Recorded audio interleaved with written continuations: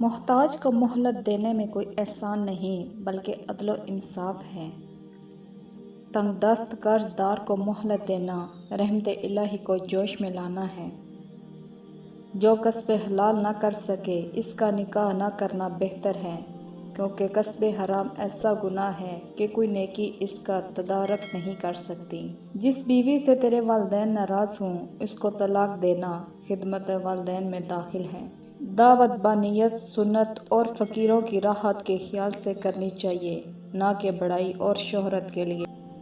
عابد کو کھانا کھلانا عبادت میں مدد کرتا ہے اور فاسق کو کھانا کھلانا فسق کی مدد کرنا ہے۔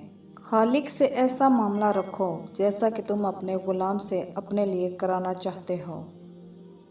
مخلوق سے ایسا معاملہ رکھو جو ان سے اپنے حق میں پسند کرتے ہو۔ واز گوئی سے پرہیز کرو جب تک تم خود پورے عامل نہ بن جاؤ۔ تو اس دنیا میں دار آخرت کی طرف چلنے والا ایک مسافر ہے، تیرے سفر کی ابتدا مہد اور انتہا لحد ہے۔ عورت اس وقت زنا کے گناہ میں مبتلا ہو جاتی ہے جب مرد اس کو محبت نہیں دیتا اور اس کی ضروریات پوری نہیں کرتا۔